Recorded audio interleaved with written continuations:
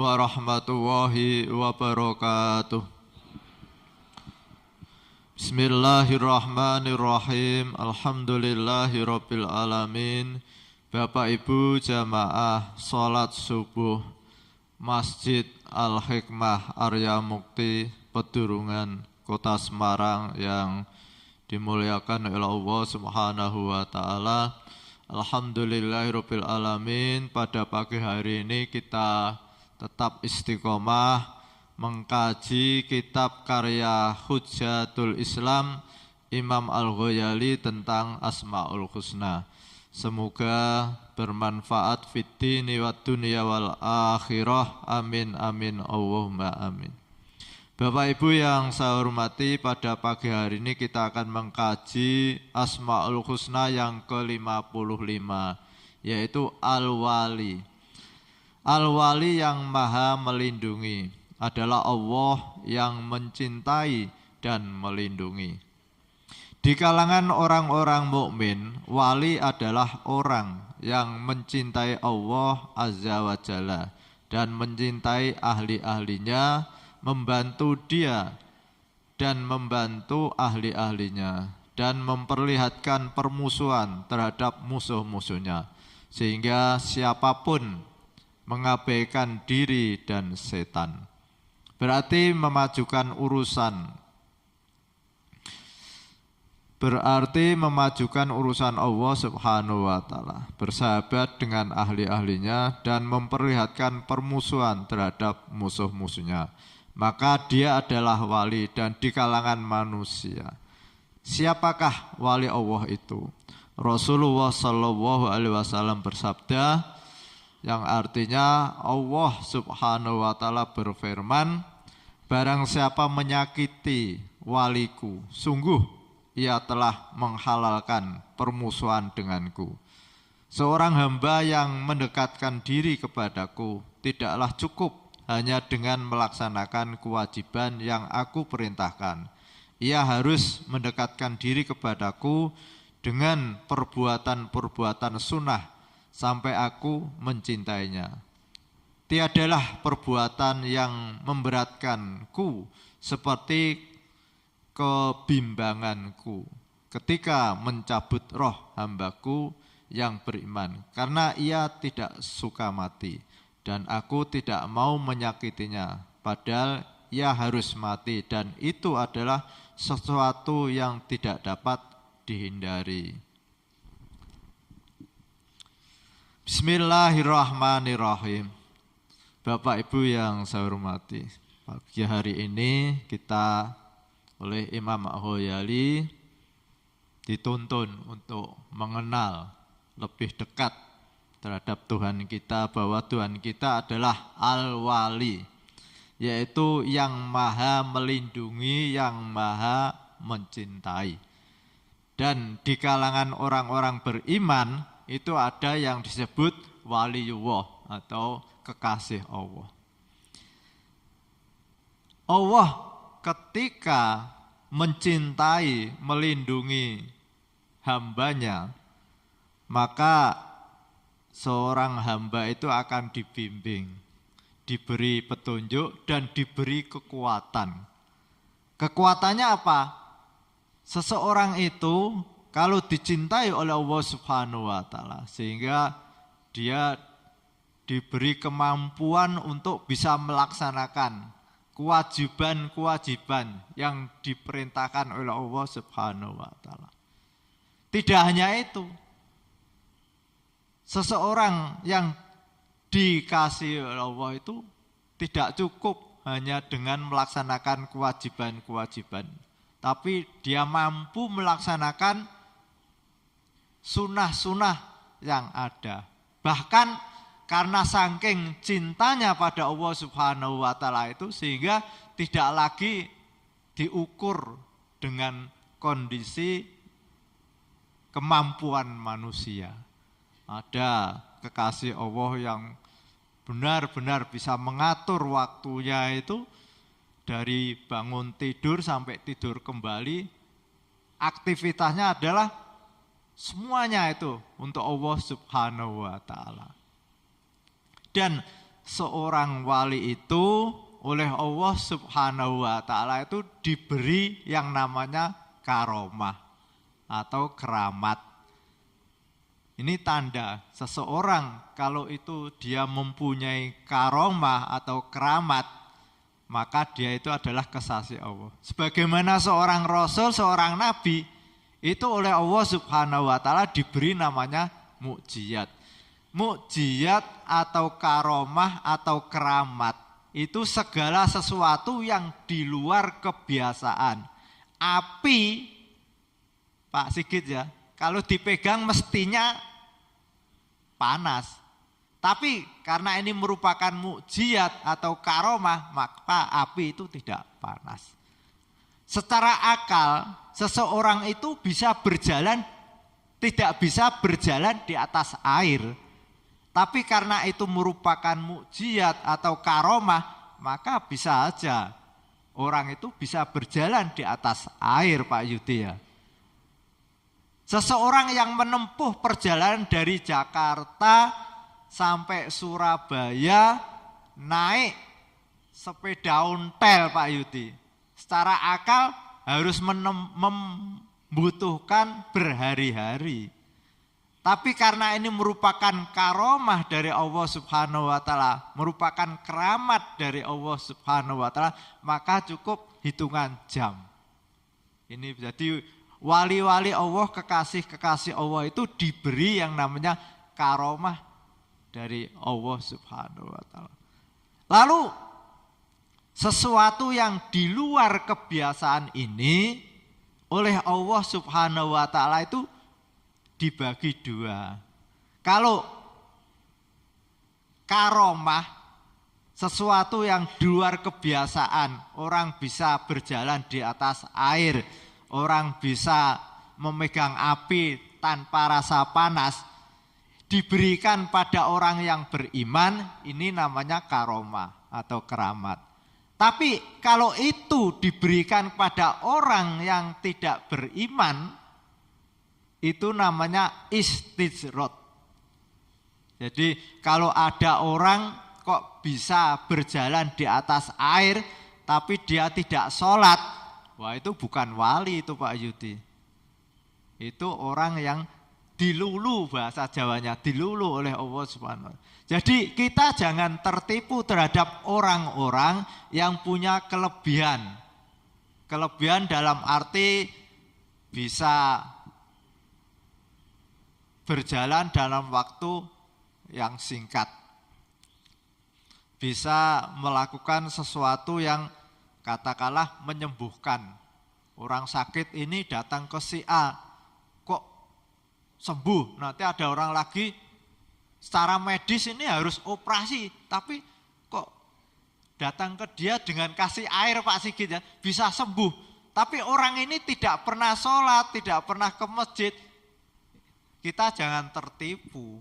Karena ini memang Allah memberikan itu kepada orang yang beriman dan kepada orang yang tidak beriman. Bedanya kalau itu diberikan pada orang yang beriman dinamakan karomah. Tapi kalau diberikan pada orang yang tidak beriman namanya istijrot. Jadi kita harus jangan terus menganggap wah itu ampuh itu, padahal dia tidak pernah sholat. Ya memang ada Pak Sigit, ada orang-orang yang tidak pernah sholat, tidak beriman, tapi diberi kelebihan oleh Allah Subhanahu wa Ta'ala, ada. Dan itu dikenal di dalam ajaran kita. Jadi kita mengenal ada istilahnya karomah dan istijrot. Lalu seorang wali itu untuk bisa menjadi wali itu melalui proses yang panjang. Itu kalau saya baca kitabnya Imam Al-Ghazali yang judulnya Minhajul Abidin itu Pak Haji Kabul. Ada kitab yang namanya Minhajul Abidin itu kalau saya bahasakan itu kurikulum yang harus ditempuh seseorang untuk menjadi wali. Pertama itu dia harus membersihkan hatinya dari segala bentuk penyakit-penyakit hati. Jadi hati ini kotor, dari kotoran sombong, dari kotoran ingin dipuji, dari kotoran dengki, semuanya dibersihkan semua. Kalau ini sudah bersih, ibarat gelas itu sudah jernih seperti ini, belum cukup.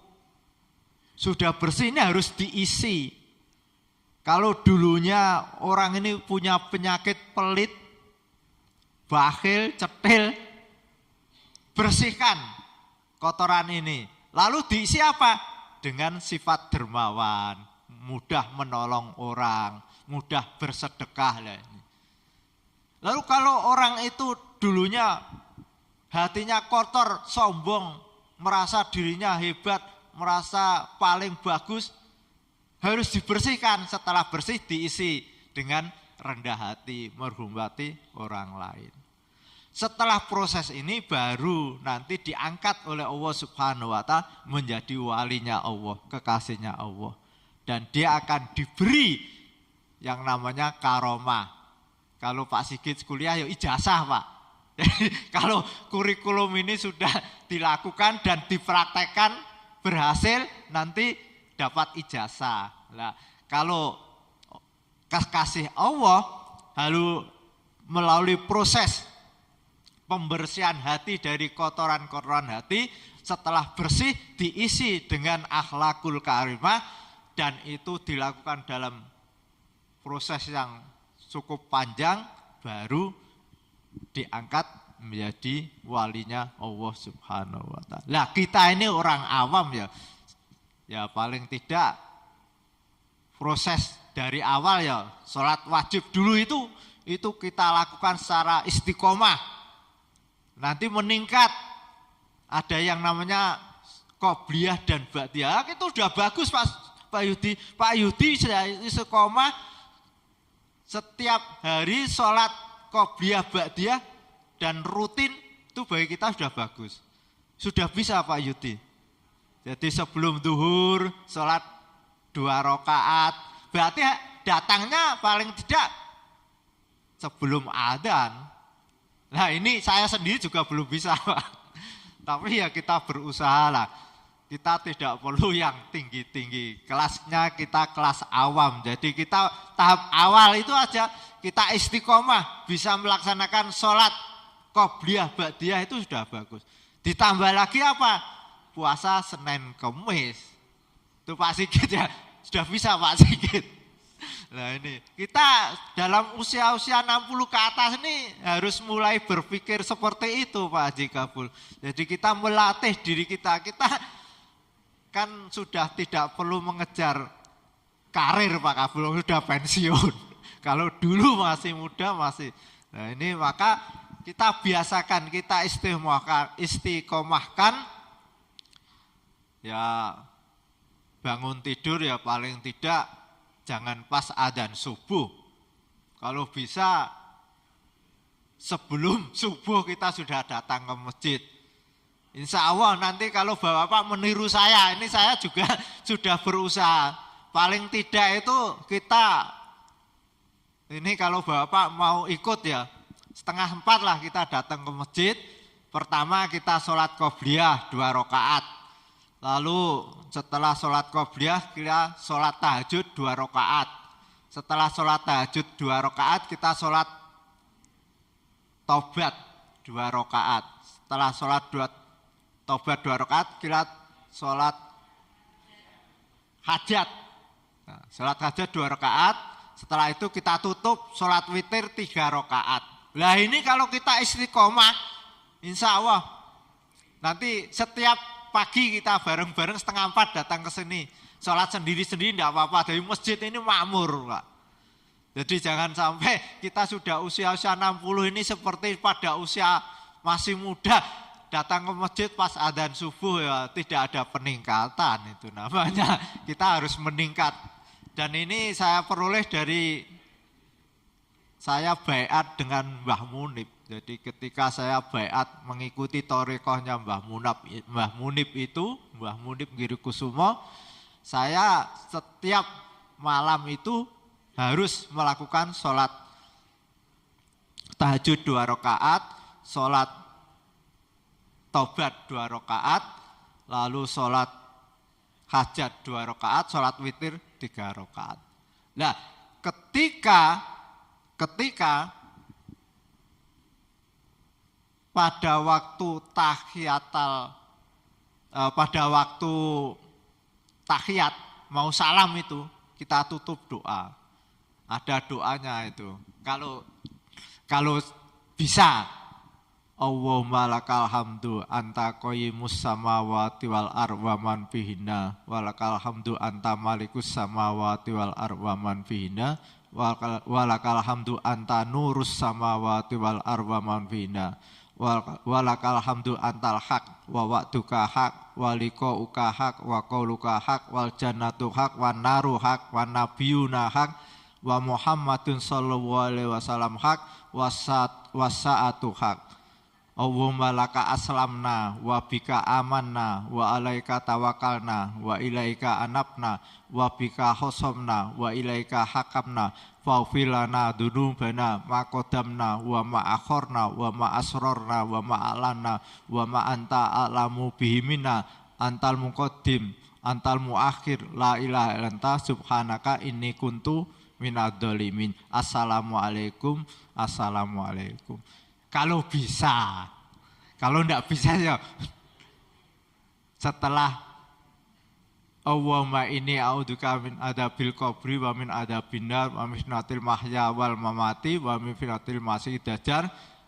Jangan lupa setelah itu kita tutup Rabbi fili wali walidayya warhamhuma kama rabbayani shaghira 3 kali. Setelah itu baru salam. Jadi kita selalu menghubungkan diri kita dengan orang tua kita. Jadi ketika kita mau salam selalu ingat. Jadi Bapak barangkali belum melakukan, mulai besok dilakukan. Jadi setelah kita berdoa Allahumma inni a'udzubika min adzabil qabri wa min adzabin nar wa min fitnatil mahya wal mamati wa min fitnatil masiihid dajjal. Jangan lupa Rabbi fili wali walidayya warhamhuma kama rabbayani shaghira 3 kali. Itu Pak Haji Narto ya. Kita selalu itu merupakan bentuk apa itu? Kita harus berbakti kepada orang tua. Birrul walidain. Jadi birrul walidain itu walaupun toh orang tua kita sudah meninggal, maka bentuknya adalah kita doakan agar selalu diampuni oleh Allah Subhanahu wa ta'ala. Ketika kita sholat, kita ingat bahwa kita bisa besar, bisa sholat ini karena jasa orang tua kita. Ya Pak Sigit ya. Jangan lupa sama orang tua kita. Kalau kita tidak lupa pada orang tua kita, nanti anak-anak kita juga tidak lupa pada diri kita. Al-Fatihah. A'udzubillahi minasyaitonir rajim. Bismillahirrahmanirrahim. Alhamdulillahirabbil alamin arrahmanirrahim maliki yaumiddin. Iyyaka na'budu wa iyyaka nasta'in. Ihdinas siratal mustaqim. Siratal ladzina an'amta 'alaihim ghairil maghdubi 'alaihim waladdallin. Amin. Bismillahirrahmanirrahim. Subhanaka Allahumma wa bihamdika asyhadu an la ilaha illa anta astaghfiruka wa atubu ilaik. Assalamualaikum warahmatullahi wabarakatuh.